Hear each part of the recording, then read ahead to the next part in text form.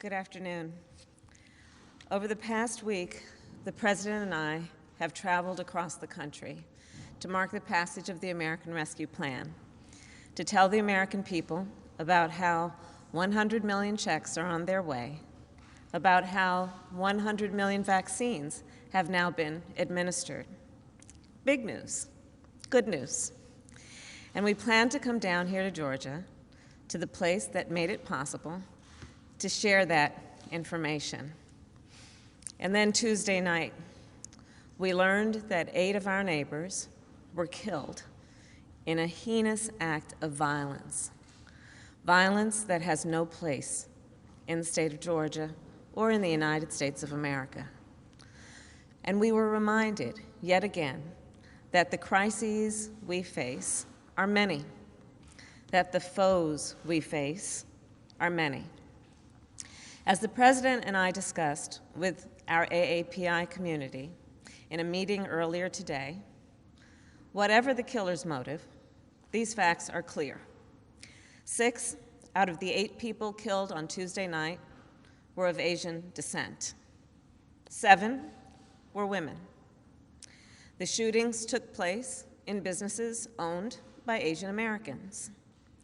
The shootings took place as violent hate crimes and discrimination against Asian Americans has risen dramatically over the last year and more. In fact, over the past year, 3,800 such incidents have been reported, 2 of 3 by women. Everything from physical assaults to verbal accusations. And it's all harmful. And sadly, it's not new. Racism is real in America, and it has always been. Xenophobia is real in America, and always has been. Sexism, too. In the 1860s, as Chinese workers built the Transcontinental Railroad, there were laws on the books in America forbidding them from owning property. In the 1940s, as Japanese American soldiers defended our nation, more than 120,000 Japanese Americans were forced to live in internment camps, an obvious and absolute abuse of their civil and human rights.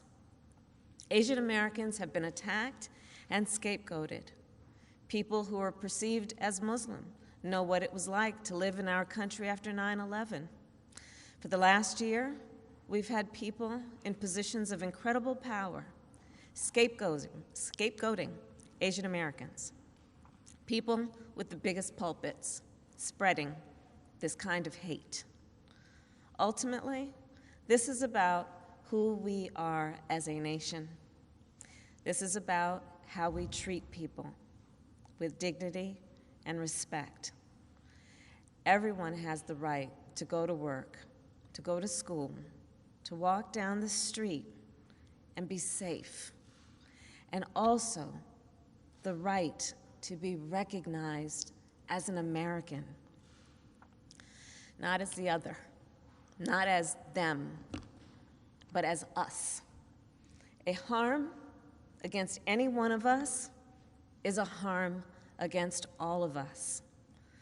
The President and I will not be silent. We will not stand by. We will always speak out against violence, hate crimes, and discrimination wherever and whenever it occurs. And it is now my great honor to introduce the President of the United States, Joe Biden.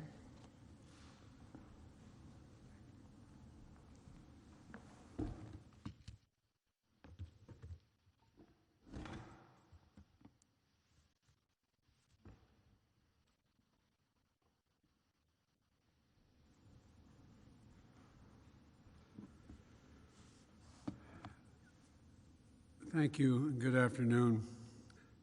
Sorry a little late, but we had an opportunity to meet with leaders of the AAPI community downstairs, and it was heart-wrenching to listen to them. As many of you know, we originally planned to hold a car rally to thank our supporters. But But given the recent days, events of the recent days, we didn't feel it was appropriate. So we canceled that rally. But we want our supporters to know we'll come back and hold that rally another trip. But today, we want to speak about something else. I said from the beginning of my campaign for president that we needed to come together, that we needed to unite as one people, one nation, one America. I said in my kickoff speech in Philadelphia, I said that very same thing when I spoke at Gettysburg. I said that in my inaugural address. And I believe with every fiber on my being, there are simply some core values and beliefs that should bring us together as Americans. One of them is standing together against hate, against racism, the ugly poison that has long haunted and plagued our nation. The Vice President and I, as I said, met a little bit earlier, just before this, with leaders from the Asian American community here in Georgia. We talked about Tuesday's mass shooting, about another example of public health crisis of gun violence in this country. 8 people killed, 7 women, 6 were of Asian descent. All fellow Americans, each one of them we mourn. Their families are left with broken hearts and unanswered questions. And the investigation is ongoing, and the Vice President and I are being regularly updated by the Attorney General and the Director of the FBI, working closely with Governor Kemp and Mayor Bottoms and local officials. But whatever the motivation, we know this. Too many Asian Americans have been walking up and down the streets and worrying, waking up each morning the past year feeling their safety and the safety of their loved ones are at stake. They've been attacked, blamed, scapegoated, and harassed. They've been verbally assaulted, physically assaulted, killed. Documented incidents of hate against Asian Americans have seen a skyrocketing spike over the last year, let alone the ones that happened and never get reported. It's been a year of living in fear for their lives, just to walk down the street. Grandparents are afraid to leave their homes. Small business owners targeted and gunned down. Attacks on some of the most vulnerable people in our nation, the elderly, low-wage workers, and women. In fact, Asian American women suffer twice as many incidents of harassment and violence as Asian American men. We're learning again what we've always known. Words have consequences. It's the coronavirus, full stop. The conversation we had today with the AAPI leaders and that we're hearing all across the country is that hate and violence often hide in plain sight. It's often met with silence. That's been true throughout our history. But that has to change because our silence is complicity. We cannot be complicit. We have to speak out. We have to act. In my first week in office, I signed an executive order directing federal agencies to combat this resurgence of xenophobia. The Department of Justice is strengthening its partnership with the AAPI community to prevent these crimes, in addition to its other work to take on violent extremists and domestic terrorism. I'm calling on Congress to pass and get to my desk the COVID-19 Hate Crimes Act. And the House just passed the Reauthorization for the Violence Against Women Act, a law I authored more than 25 years ago, and is one of my proudest legislative achievements. I call on the Senate to swiftly pass it and get it to my desk.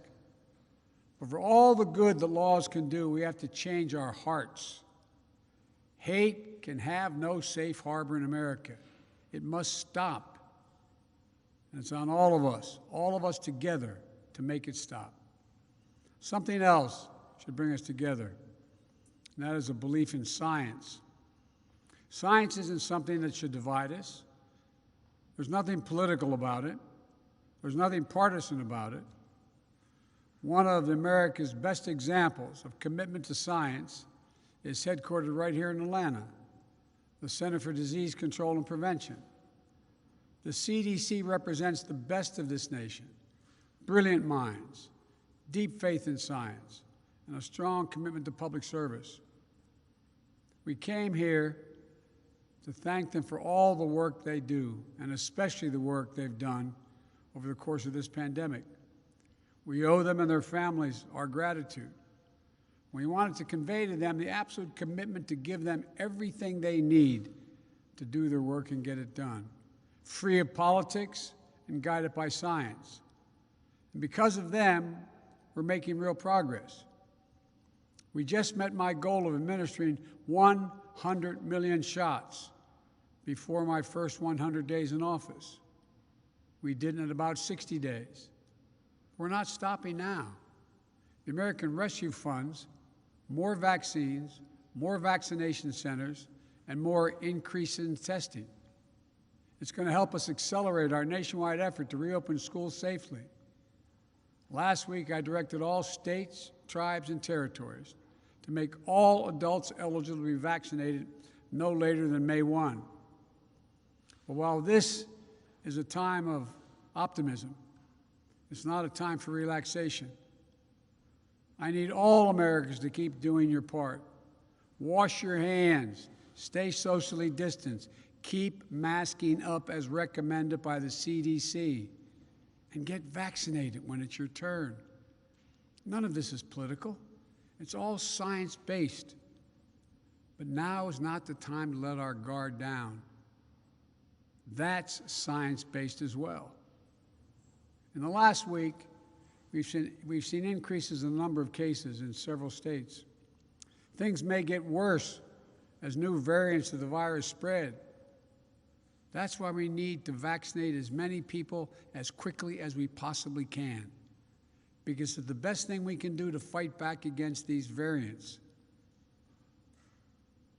We have to beat this virus. We have to, and we will. But we'll do it by setting aside politics and embracing science. Another subject, the right to vote, that should bring us together as well. But it now divides us. This is a democracy. The right to vote is fundamental. The fact that there was a record turnout in America in the last election, in the midst of a pandemic, should be something we celebrated, not attacked. The fact that you held a free and fair election in Georgia that stood up to recount after recount, court case after court case, is something you should be proud of. The fact that your poll workers, your election workers, your volunteers, your local officials, your state officials, your courts stood up to the immense pressure with character and honesty and integrity helped save our democracy. And this country will long be grateful for it. But as this state, home to Martin Luther King and John Lewis, knows better than most, the battle for the right to vote is never, ever over. And it's not over here in this state of Georgia. So we're in a fight again. It's a fight we need to win. Because if anyone ever doubted that voting matters, Georgia just proved it did. If anyone ever wondered if one vote could make a difference, Georgia just proved it 11,779 times. And if anyone ever wondered if voting can change a country, Georgia just proved it can. Because when you elected 2 new United States senators, you made it possible to pass the American Rescue Plan. Landmark legislation will not only meet the emergency we're in, but transform this nation. Starting with this, for those folks who either already have or will soon have $1,400 in their pockets, you can thank Senators Warnock and Ossoff. But for their votes, it would not have happened. What does that mean? It means 85% of the households in America will get that money. Here in Georgia, it means 88% of all adults and 88% of the children in this state will get that $1,400 as well. Just add it up. A typical family, 2 parents, 2 kids, earning $100,000 a year, each will get $1,400. That's $5,600 for that family that's in distress, trying to figure out how to pay their mortgage, pay their rent, keep food on the table. And that's not all. There's something called a child tax credit. What that basically means is you get a tax credit for every child you have. The American Rescue Plan expands that credit. It means that families of over 2 million children in Georgia will be eligible for an increase in that child tax credit of $1,600 per year, per child. And it's going to be delivered on a regular basis. So starting this summer, families with young kids will get $300 a month per child. This is going to lift 177,000 children in Georgia out of poverty. The American Rescue Plan expands coverage and reduces costs under the Affordable Care Act. So for a family of 4 earning $90,000 per year with insurance under the Affordable Care Act, they'll see about $200 a month off their monthly premiums. And for Georgia schools, the American Rescue Plan provides around $4 billion for Georgia's school children from grades K through 12 to help them reopen safely. And here's one of the biggest things for Georgia. Because of the American Rescue Plan, Georgia is now eligible for about $2 billion to expand Medicaid. What does that mean? It means another 500,000 Georgians will be covered all across this state with Medicaid that don't have it now. For your state and local governments, this is what it does. State government will get around $5 billion to make up for lost revenue. Local governments will get around $3.5 billion. That's going to make it possible to keep a lot of police officers, firefighters, teachers, and other first responders on the job. And here's one final thing the American Rescue Plan does. For the first time in a long time, it puts working families, the middle class, people who built this country first, not last. 66% of the tax breaks in this plan go to folks making $90,000 or less a year. And how much for the top 1%, where 83% of all the tax cut, that was the last president's tax cut? 0. Top 1% get 0. But the American Rescue Plan isn't only about putting money in the pockets, people's pockets. It also will create and spur economic growth in America. That's why major economists, left, right, and center, support this plan. Even Wall Street agrees. According to Moody's, this law will help America create 7 million new jobs by the end of the year. And we'll do it by rebuilding the backbone of this nation. The working people, the middle class, the people who built this country. It's about giving those people a fair shot for a change. It's about providing and proving to the American people that their government works and can deliver for them. Which brings me to my last point. The American Rescue Plan is a plan that brings America together and benefits all America. That's why so many polls show that over 70% of the country support it, including Democrats, Republicans, and independents. Maybe Republicans in Washington didn't vote for it, but the American Rescue Plan sure has brought the country together. And for me, that measure of unity, that's what matters. Let me end with this. There's so much we can do if we do it together. If we remember who we are, if we stand together against hate, once again believe and invest in science, we stand up for the right of all Americans to vote and have access to voting. If we remember, we're here to help all the people in this country, not just those few at the top. If we remember to do justice, love mercy, to walk humbly as fellow human beings and as fellow Americans. If we remember we're the United States of America, And that together, there's nothing, not a single thing we cannot do if we do it together. So my heart goes out to all the family members who lost someone in those horrific shootings on Tuesday. I know they feel that like there's a black hole in their chest they're being sucked into, and things will never get better. But our prayers are with you. And I assure you, the one you lost will always be with you. Always be with you. And the day will come when their memory brings a smile to your lips before it brings a tear to your eye, as unbelievable as that is now. It will take a while, but I promise you it will come. And when it does, that's the day you know you're going to make it. May God bless all those families. May God protect our troops. Thank you very much.